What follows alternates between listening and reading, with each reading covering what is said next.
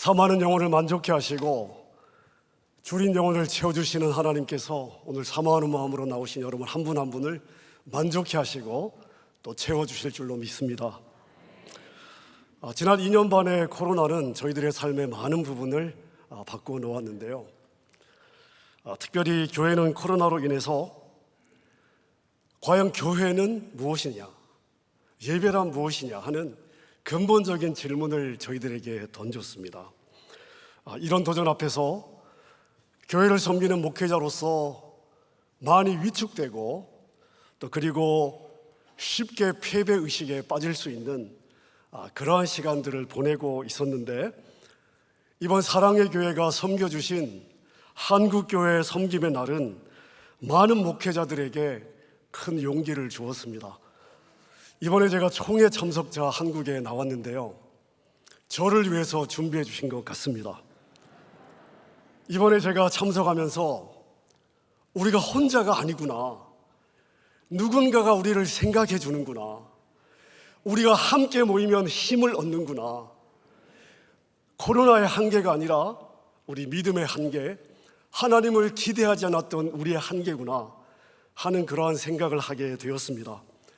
제 도약에 대한 용기를 주신 사랑의 교회와 여러분 한 분 한 분에게 참석한 모든 우리 목회자들의 마음을 모아서 진심으로 감사를 드립니다. 저는 35년째 이민교회를 섬기고 있는 이민교회 목회자입니다. 장로의 가정에서 태어나서 모태신앙으로 교회 생활을 쭉 했지만 자라면서 교회를 통해서 험한 일을 많이 보면서 제 안에는 교회에 대한 소망이 없었습니다. 근데 더 기가 막힌 것은 하나님은 저를 그런 교회를 섬기라고 목회자로 계속 콜링을 해 주셨습니다. 20대를 많이 방황을 하다가 한국을 떠나게 되었는데요, 저를 아는 사람이 아무도 없는 곳을 찾다가 호주를 선택해서 한국을 떠나게 되었습니다. 그 과정에서 하나님이 저를 깨시고 그리고 순종을 결단하면서 친구들이 대학을 다 졸업한 늦은 나이에 저는 시드니에서 학부와 신대원은 7년을 공부하게 되었습니다. 제가 호주에 가서 받은 충격이 두 가지가 있는데요, 하나는 호주 교회에서 젊은이와 어린 자녀들을 찾아볼 수가 없었습니다. 몇몇 교회를 제외한 대부분의 교회에서는 텅 빈 건물에 한 10명, 15명의 희끗희끗한 노인들만 예배를 드리고 있었습니다. 또 하나는 한인교회를 출석하는 1.5세, 2세 젊은이들과 대화를 하게 되었는데, 어린 시절 부모를 따라 이민을 왔습니다. 쭉 10년, 15년 주일학교를 다녔습니다마는 예수님과 진한 만남을 가진 아이들을 찾아보기가 어려웠습니다. 많은 아이들이 교회가 깨어지는 아픔 속에서 한인교회와 1세 부모에 대한 적개심이 가슴 가운데 가득 차 있었습니다.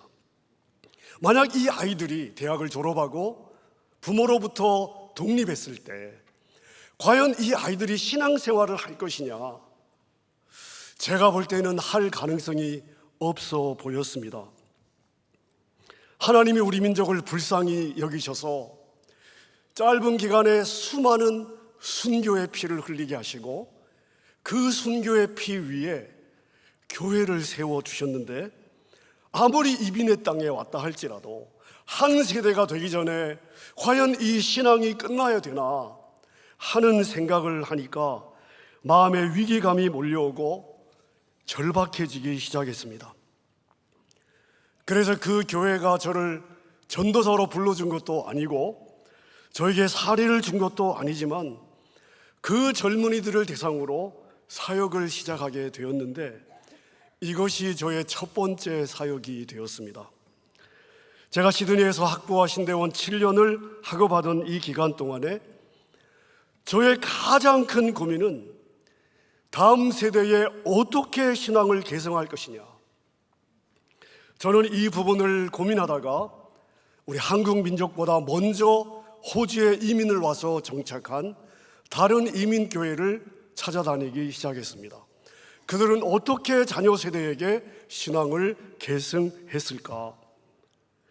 하지만 제가 찾아본 몇 군데 이민교회들 가운데 신앙 계승에 성공한 민족은 한 민족밖에 없었습니다. 자, 이런 모습을 볼 때마다 제 마음은 더 절박해졌고 위기의식이 더 강해졌습니다. 과연 신앙의 세대 계승은 불가능한 일이냐? 그러면서 제 안에 이런 질문이 들어왔습니다. 지난 2000년 하나님의 교회는 어떻게 자녀들에게 신앙을 계승했을까? 저는 이것이 너무나 궁금했습니다. 그래서 시드니에서의 7년 학업을 마치고 미시간의 켈빈 신학교에서 다음 과정을 공부하면서 틈나는 대로 도서관에 앉아서 지난 2000년 교회사를 읽기 시작했습니다. 지난 2000년 교회의 역사를 보면 복음은 예루살렘에서 시작해서 바울을 통하여 로마 제국, 유럽과 미국을 거쳐 아시아로 계속해서 이렇게 서진해 오고 있습니다. 하지만 복음이 이 민족에서 저 민족으로 확장되는 것은 복음의 계승이라기보다는 복음의 전파라고 봐야 될 것 같습니다. 제가 교회 역사에서 관심을 가졌던 부분은 복음을 처음 받았던 그 민족이 자기의 민족 안에서 어떻게 다음 세대에게 예수 그리스도의 복음을 계승했는가? 자, 이 부분이었습니다. 자, 지난 2000년의 교회 역사를 보면 한 민족 안에서 신앙이 계승될 때에 이런 패턴들이 있었습니다. 신앙의 1세대가 있습니다. 이 신앙의 1세대는 예수 그리스도를 받아들였던, 만났던 하나님의 살아계심을 몸으로 체험한 세대입니다. 그래서 1세대는 뜨겁습니다. 살아있습니다. 주님을 위해서라면 무엇이든 할 수 있는 그러한 마음의 준비가 되어 있습니다. 자, 그럼 그 다음 2세대는 어떨까요? 살아있는 하나님을 만난 그러한 체험한 부모를 눈으로 목격한 세대입니다. 그래서 2세대까지는 신앙이 살아있습니다. 자, 그러면 신앙의 3세대는 어떻게 될까요? 신앙의 형식은 남아있습니다마는 예수의 생명과 능력에 대해서는 무관심한 세대입니다. 자, 이렇게 한 세대가 더 넘어가 4세대가 되면 어떨까요? 4세대에게 신앙은 그냥 문화로만 남습니다. 그래서 신앙은 어느 세대냐에 따라서 하나님과의 만남의 깊이가 다르고 체험의 내용이 다르고 영적 체험과 능력이 다르고 헌신과 희생의 면에서 많은 차이가 있습니다. 자, 그럼 복음이 한 민족 안에서 이런 패턴으로 1세대, 2세대, 3세대, 4세대까지 내려가면 어떤 일이 일어날까요? 하나님이 더 이상 그 민족과 일하지 않습니다. 하나님은 촛대를 옮기셨어요. 이게 역사의 흐름이었습니다. 자, 여러분이 역사를 보십시오. 바울 사도가 복음을 증거했던 소아시아는 그 초대교회 당시에 성령의 강력한 역사가 있던 땅이었습니다. 바울 서신을 받은 교회들이 그곳에 있고 사도 요한의 환상 가운데 나타났던 메시지를 받았던 교회들이 다 그곳에 있습니다. 자, 지금은 어떻습니까? 99% 이슬람의 땅입니다. 교회는요, 유적지로만 남아 있습니다.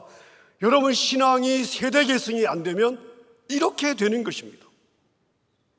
얼마나 끔찍한 일입니까?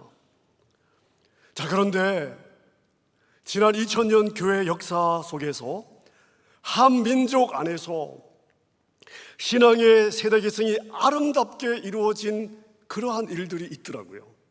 보통은 1세대가 2세대, 2세대가 3세대, 3세대가 4세대가 내려오면서 하나님의 촛대가 옮겨지곤 했는데 아주 드물게 신앙의 3세대가 다시 영적 1세대가 된 그러한 경우들이 있었습니다.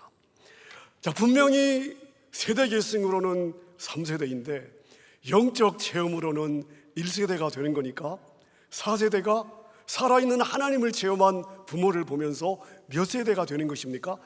2세대가 되는 것입니다. 이렇게 한 민족 안에서 신앙의 세대 계승이 된 그러한 일들이 있었습니다. 저는 도서관에서 이러한 기록들을 읽을 때마다 숨이 쉬어지지 않을 정도로 가슴이 뛰었습니다. 어떻게 3세대가 1세대가 될 수 있었을까? 어떻게 이것이 가능했는가? 어떤 경우에 이런 일이 일어났는가? 그때 가능했다면 지금도 가능하다. 하나님이 그때 은혜를 주셨으면 지금도 은혜를 주신다. 사실 신앙의 3세대에게 하나님은 자신들의 하나님이라기보다는 부모의 하나님이에요. 주일에는 그저 교회에 출석해 주다가 부모로부터 독립하면 교회를 떠나가는 세대입니다. 그런데 어떻게 이 3세대가 영적 체험의 새로운 1세대가 될 수 있었을까요? 3세대 중 소수의 사람들이 먼저 영적 각성을 경험하는 일이 있었습니다. 하나님을 살아계신 하나님으로 체험하는 것입니다. 그리고 십자가와 주님의 보혈에 그 마음이 사로잡히게 되는데요, 그 전에는 자기 세대에게 관심이 없었습니다. 나의 세대 개념 없이 살았습니다. 그냥 나만 잘 되면 되었는데 하나님을 만나고 나니까 하나님 없이 살아가는 자기의 세대가 너무 불쌍한 것입니다. 마음이 아파서 견딜 수가 없습니다. 그래서 자신의 세대를 가슴에 품습니다. 하나님의 보좌 앞에 달려나와 주님의 보좌 앞에 엎드려서 때로는 식음을 전폐하고, 하나님, 나의 세대를 살려주십시오. 우리의 세대가 내가 만난 하나님을 만나게 해 주십시오. 이사야 64장에 보면 이사야 선지자가 이렇게 절규하고 있습니다. 하나님, 하늘을 가르시고 우리 가운데 강림해 주십시오. 하나님이 직접 강림하셔서 주의 원수들이 주의 이름을 알게 하시고 이방 나라들로 주 앞에 떨게 해 주십시오. 자, 그런데 영적 각성을 체험한 이들이 자기의 세대를 가슴에 품고 바로 이 이사야 64장의 말씀을 붙잡고 하나님 앞에 엎드렸습니다. 하나님, 필요하시면 나의 육신을 둘러 쪼개시고 우리 세대 가운데 임재해 주십시오. 하나님을 떠나가는 세대가 하나님이 여전히 이 땅에 통치하심을 보게 해 주십시오. 내가 맛본 하나님의 영광을 우리 세대가 함께 맛보기를 소원합니다. 저들이 그토록 귀하게 여겼던 세상의 것들이 한낱 배설물에 불과하다는 것을 깨닫게 해 주십시오. 여러분, 우리 하나님은 들으시는 하나님이신 줄로 믿습니다. 응답하시는 하나님이신 줄로 믿습니다. 비록 소수의 무리지만 자기의 세대를 가슴에 품고 하나님 앞에 엎드렸을 때에 하나님이 이 부르짖음을 들으셨어요. 그리고 그 세대 가운데 하나님의 영광을 보여주기 시작하십니다. 이때 이 세대가 하나님의 영광을 바라보면서 자신들이 사랑했던 이 땅의 것들이 얼마나 보잘것없었던 것인지를 보게 되고, 그토록 마음 졸이며 붙잡으려고 애썼던 세상의 것들이 얼마나 무의미한 것이었는지를 깨닫게 됩니다. 인생관이 바뀌고 가치관이 바뀌게 되는 것입니다. 이런 일이 일어났을 때 신앙의 3세대가 영적 1세대로 새롭게 태어났고, 하나님은 계속해서 그 민족 가운데 일하셨습니다.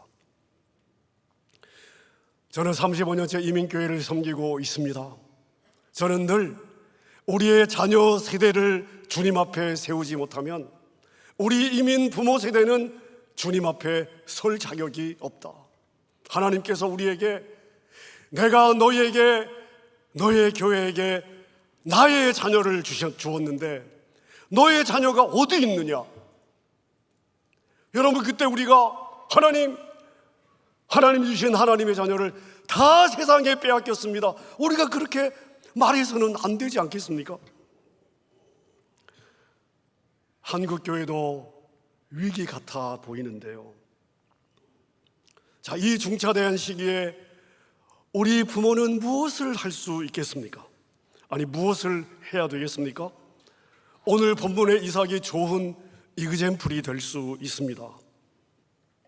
사실 이삭의 삶에는 대단한 기적이 없습니다. 대단한 영적인 체험이나 간증도 별 기록이 없습니다. 요셉처럼 고난 가운데 다져진 영성도 찾아보기가 어렵습니다. 자, 그런데 성경은 지금 이삭을 믿음의 사람이라고 말하고 있습니다. 어떤 근거로 이삭을 믿음의 사람이라고 부르고 있을까요? 이삭이 믿음으로 자녀를 축복했답니다. 이삭이 믿음으로 자녀를 축복했답니다. 자, 여러분, 부모라면 당연히 자녀를 축복하는 거 아닙니까? 아니, 부모가 자녀를 축복하는데 뭐 대단한 믿음이 필요한가요? 자, 그런데 여러분 한번 생각해 보십시오. 지난 한 주간 동안 여러분은 여러분의 자녀를 향해서 여호와의 이름으로 얼마나 축복하셨습니까? 내가 자녀를 잘 되기를 바라는 마음 아니에요. 그거 말고요. 결국 우리의 자녀들이 하나님의 손에 달려 있다면 그 여호와의 이름으로 여러분은 여러분의 자녀를 지난 한 주간 얼마나 축복해 오고 있습니까? 자녀가 잘 되기를 바라는 마음과 믿음으로 축복하는 것은 근본적인 차이가 있습니다. 오늘 본문을 보니까 이삭은 자녀를 믿음으로 축복했다. 믿음으로 야곱과 에서를 축복했다. 자, 그럼 이삭은 어떤 믿음으로 자녀를 축복했기에 하나님이 이것을 위대한 믿음으로 평가하고 있을까요? 자, 이삭의 삶에 충격적인 사건이 하나 있었습니다. 창세기 22장 번제단 사건인데요. 아버지 아브라함 이삭을 제물로 바치려고 했죠. 자, 이삭의 목을 따기 직전에 천사가 아브라함을 말리면서 아브라함을 향해서 이런 축복의 메시지를 선포했습니다. 창세기 22장 16절 이하를 제가 한번 세번역 성경으로 읽어보겠습니다. 내가 나를 가리켜 맹세한다. 네가 이렇게까지 너의 외아들까지 아끼지 않았으니 내가 반드시 너에게 큰 복을 주겠다. 자, 근데 하나님이 주시려고 하시는 복의 내용이 무엇입니까? 너의 자손이 하늘의 별처럼 바다의 모래처럼 많아질 것이다. 너의 자손은 원수의 성을 차지하는 승리를 경험할 것이다. 그리고 세상 모든 민족이 너의 자손 때문에 복을 받게 될 것이다. 하나님이 아브라함의 믿음을 보시고 약속하신 축복의 내용은 이렇게 요약할 수 있습니다. 아브라함아, 너의 믿음이 너무 이뻐서 너의 믿음 때문에 내가 감동을 먹었는데, 그래서 내가 너에게 좋은 거 하나 줄게. 내가 반드시 너와 너의 후손들, 너의 자녀들을 축복할 거야. 내가 내 이름을 걸고 하나님이 반드시 너에게 큰 복을 주겠다. 그리고 그 복의 내용이 자녀들을 향한 축복의 보장이었습니다. 자, 그러면 천사가 이 축복을 선포했을 때 이삭은 어디에 있었습니까? 번제단에 누워 있었습니다. 죽을 뻔하던 그 번제단 위에 이삭은 누워 있었습니다. 이삭은 그 번제단 위에 누워서 천사가 축복하는 이 선포의 약속을 들었습니다. 자, 그럼 이삭은 자신은 어떠한 존재일까요? 이삭이 볼 때 자신은 어떠한 존재일까요? 하나님의 복을 받을 수밖에 없는 존재입니다. 내가 누구냐? 은사가 무엇이냐? 가능성이 무엇이냐? 여러분, 아무런 상관이 없습니다. 자신은 하나님의 복을 받을 수밖에 없는 운명의 사람이에요. 이것이 이삭이 붙잡고 살았던 믿음이고, 이삭은 실제 자신의 삶에서 이 약속이 이루어지는 것을 경험하고 있습니다.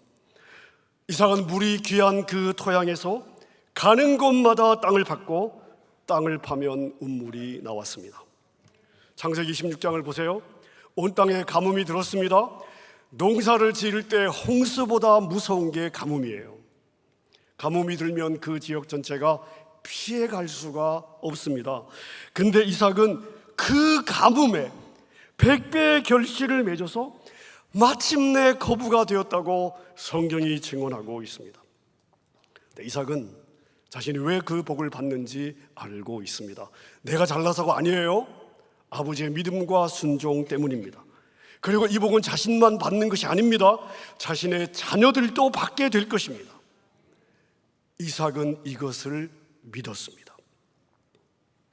이삭이 야곱에게 두 번의 축복을 하는데요, 처음에는 야곱에게 속아서 한 번 축복을 하고, 또 한 번은 야곱이 형 에서의 낯을 피해서 외삼촌 집으로 도망가기 전에 작별 인사를 왔을 때 이삭이 야곱을 한 번 더 축복합니다. 자, 근데 여러분, 이삭이 야곱을 축복했던 이 두 번의 축복의 내용이 뭔지 아십니까? 모리아산에서 천사가 전달해 주었던 바로 하나님의 그 약속입니다. 자신이 번제단 위에서 들었던 하나님의 약속 그대로를 자신의 아들들에게 똑같이 선포하고 있습니다. 무슨 의미입니까? 이삭은 평생 하나님의 그 약속을 기억하며 살았던 거죠. 그래서 그 믿음으로 자녀를 축복했던 것입니다. 자, 여러분, 이삭이 야곱과 에서를 축복할 당시의 상황을 한번 생각해 보십시오. 하나님은 아브라함에게 너의 후손이 하늘의 별처럼 바다의 모래처럼 많아질 것이라고 말씀을 하셨습니다. 자, 그런데 아브라함에게 아들이 한 100명쯤 되었나요? 아니요, 1명이었습니다. 그럼 이삭에게는 아들이요, 2명밖에 없었습니다. 자, 그럼 하늘의 별같이 땅의 모래와 같이 그러한 후손이 이루어질 것에 대한 가능성이 있었습니까? 아니요. 여러분, 눈의 현실에서는 가능성이 전혀 없었습니다. 또한 야곱과 에서의 삶을 한번 보십시오. 그들이 무슨 선한 삶을 살았습니까? 하나님의 복을 받을 만한 믿음의 여정을 걸었습니까? 아닙니다. 그렇지 않습니다. 자, 그렇다면 이삭이 자신의 자녀들을 축복했던 근거는 무엇이었습니까? 그 근거가 자신의 여력에 달려 있었습니까? 자녀들의 가능성에 있었습니까? 아니죠. 이삭은 단지 하나님의 약속을 믿은 것입니다. 자녀들의 현재 모습에 가능성이 없어 보여도 하나님이 복을 주시면 이 인생은 된다는 것입니다. 나의 하나님은 나의 자녀들의 하나님이다. 내가 축복하면 하나님이 반드시 약속을 이루신다. 이삭에게는 이 믿음이 있었습니다. 이걸 믿은 거예요. 이 믿음으로 자녀들을 축복했고 하나님은 이것을 위대한 믿음으로 인정하고 있는 것입니다. 여러분, 이삭이 복을 받은 것은 누구 때문입니까? 아버지 아브라함의 믿음 때문이었습니다. 야곱과 에서가 복을 받은 것은요, 그 약속을 믿은 이삭의 믿음 때문입니다. 민수기 6장에 보면 우리를 향한 하나님의 마음이 이렇게 기록되어 있습니다. 제가 22절부터 몇 절 읽겠습니다. 여호와께서 모세에게 말씀하여 이르시되 너희는 이스라엘 자손을 위하여 이렇게 축복하여 이르되, 하나님이 모세와 제사장들에게 축복을 하라고 명령을 하시는 거예요. 자, 근데 축복의 내용이 무엇입니까? 여호와는 내게 복을 주시고 너를 지키시기를 원하며, 여호와는 그의 얼굴을 내게 비추사 은혜 주시기를 원하며, 여호와는 그 얼굴을 내게로 향하여 드사 평강 주시기를 원하노라. 여러분, 축복의 내용을 주셨습니다. 자, 그럼 우리는 무엇을 해야 될까요? 27절을 보십시오. 그들이 이같이 내 이름으로 이스라엘 손에게 축복할지니 명령했으니 반드시 너는 이스라엘 백성을 축복할지니. 자, 그 다음요. 그 다음 무슨 일이 일어날까요? 내가 그들에게 복을 주리라. 아멘입니까? 여러분, 이것이 하나님의 마음인 줄로 믿습니다. 하나님의 마음으로 여러분의 자녀를 축복해야 되는 것입니다. 현재 아름다운 모습이, 선한 모습이 보이지 않는다 할지라도 여러분이 여러분의 속을 뒤집어 놓을 때도 자녀들을 변화시킬 하나님의 능력을 믿고 축복하는 것입니다. 여러분이 여호와 이름으로 축복을 선포할 때마다 여러분의 자녀들의 삶에서 약속을 이루시는 하나님이 일하게 되실 것입니다. 저희 모친이 올해 한국 나이로 93세이신데요 저희 아버님은 함경도에서 월남하신 장로님이셨는데 저희 어머님이 35세 그리고 제가 1살 때 돌아가셨습니다. 제가 태어난 강원도, 저희 집에서 읍내에 있는 교회까지는 걸어서 1시간이 걸렸습니다.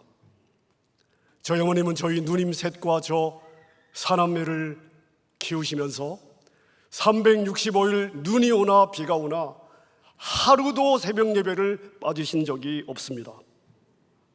지난 팬데믹 저희 교회는 16개월 동안 어떠한 모임도 하지 않았습니다.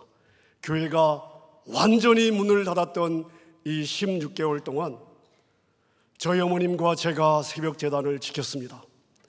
저희 어머님은 지금도 의자에 앉으시면 이렇게 손을 드시고 일단 시작하시면 2시간이십니다. 여러분, 우리 어머님의 그 무릎의 복을 누가 받겠습니까? 제가 받는 것입니다. 믿고 축복하는 어머님 때문에 그 복을 제가 받는 것입니다. 저는 어머님의 평생의 눈물을 먹고 오늘까지 살고 있습니다. 사랑하는 여러분, 자녀를 위해 흘린 눈물은 땅에 떨어지지 않습니다. 자녀를 위해 꿇었던 무릎은 땅에 떨어지지 않습니다. 축복의 선포는 반드시 하나님이 일하십니다. 하나님의 약속을 믿고 축복하십시오. 선포한 대로 이루어질 것입니다. 여러분의 믿음으로 여러분의 삶에 하나님 일하신 위대한 간증들이 많아지기를 우리 주님의 이름으로 축원합니다. 기도하겠습니다. 우리 가정에 언약의 자녀를 주신 살아계신 하나님, 죄악이 넘치고 가치관이 무너진 시대를 살아가는 우리의 자녀들이 악한 영들의 공격과 유혹 속에서도 하나님 한 분을 참된 창조주요 예수 그리스도를 유일한 구원자로 고백하는 살아있는 신앙인이 되게 하여 주옵소서.